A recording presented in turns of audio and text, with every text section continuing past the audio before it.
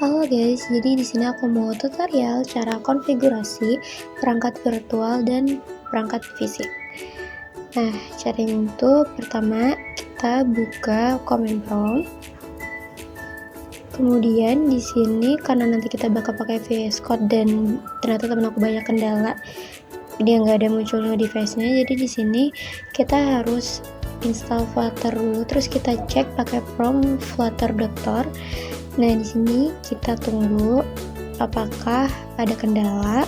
Kalau misalkan ada, kita perbaiki dulu errornya. Kalau nggak ada, berarti kita bisa lanjut. Nah, di sini punya aku nggak ada ya, jadi bisa langsung lanjut. Kita masuk ke folder tugas aku yang aku simpan di folder Windows C, terus masuk lagi ke folder D, terus ketik CD praktikum. Nah, ini udah masuk ke CD praktikum, kita ketik dir. Nah, di sini aku udah bikin folder frontend 11 RPL. Terus habis itu kita langsung aja masuk ke folder frontend 11 RPL-nya. Kita ketik. Terus nah, ini kita udah masuk ya. Dan di sini kita masuk ke VS Code dengan mengetikkan prompt kode. Nah, di sini kita udah masuk ke VS Code-nya. Terus kalian bisa langsung ke extension, kalian bisa search yang namanya Flutter yang ada Dart codingnya. Terus disitu ada versi 3.122, itu versi terbaru ya guys. Terus kalian ini bisa switch ke pre-release version atau ke release version. Aku di sini makanya yang release version. Nah, di sini aku udah ada tulisan no device-nya ya guys. Ini kalau diklik, nah di sini udah banyak emulator yang aku buat sebelum aku record ini ya. Ada emulator CMD yang aku buat di command prompt, emulator test yang aku bikin di terminal VS Code. Nah, di sini kita langsung running aja atau kita nyalain. Salah satu contoh emulator yang udah aku bikin, cuman di sini rada loading lama. Jadi bisa kita tunggu. Nah, ini udah muncul Google, cuman kayaknya masih loading lama juga, tapi nggak apa-apa, ini berarti udah bisa ya guys. Nah, sekarang kita pakai cara di Android Studio.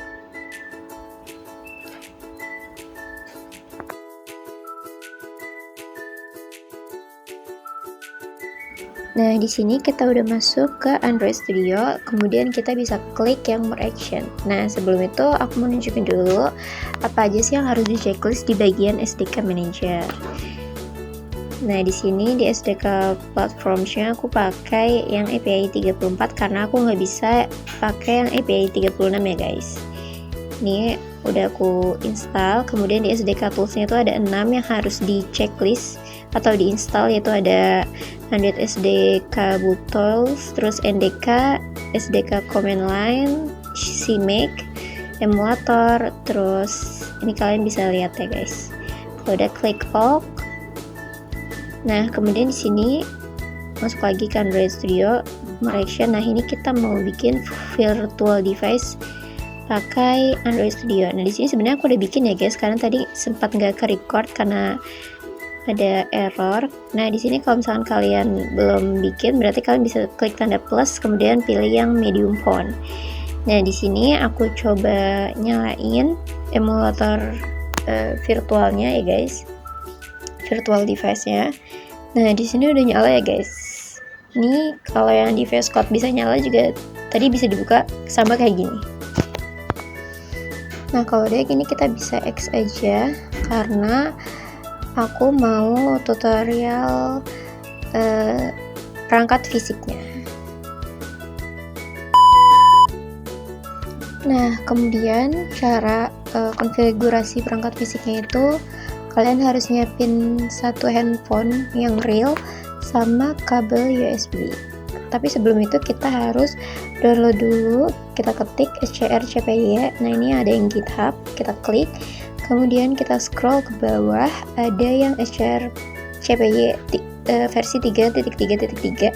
Itu kalian bisa download, itu filenya file zip, tapi kemudian harus diekstrak lagi. Nah, ini harus ditaruh di folder yang sama ya, di C.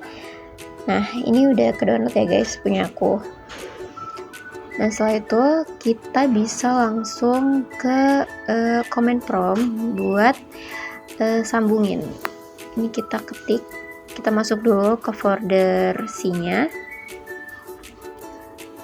Nah, kalau udah kita ketik cd scr cpy.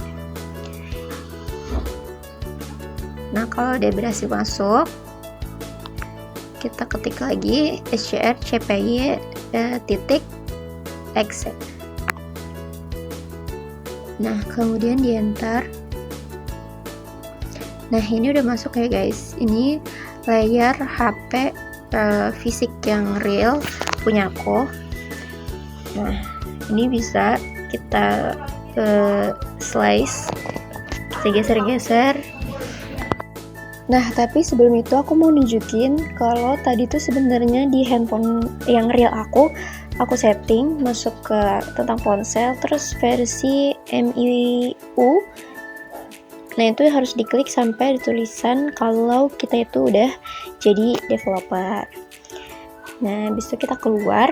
Ini kursor aku belum ini ya, karena aku masih ngekliknya lewat handphone. Sini kita masuk ke opsi pengembang, itu harus di on opsi pengembangnya. Terus kita itu scroll ke bawah, kita cari yang debugging USB. Kita scroll, pokoknya kita cari yang bagian debugging USB. Nah, ini punya aku udah di on juga. Terus yang bagian security atau keamanannya juga diaktifin. Nah, kalau udah kita bisa keluar.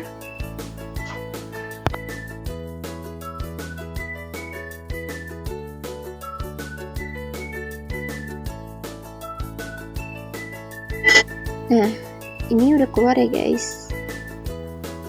Nah, ini baru aku pakai kursor yang dari laptop. Ini tuh kita bisa buka beberapa aplikasi. Ini contohnya aku bisa buka aplikasi TikTok lewat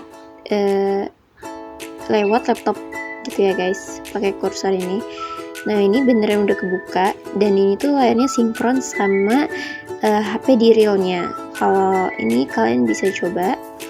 Terus bisa juga buka aplikasi lain ya, misalkan aku di sini buka apa ya? Di sini aku buka ChatGPT.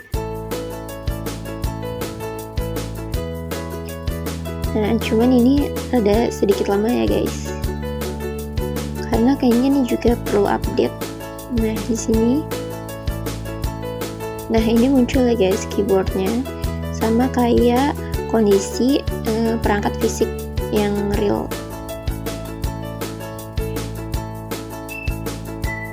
Oh, ini ada delay sedikit. Ini aku coba ngetik aja yang gak aku kirim. Itu kan bener harus diupdate guys ternyata.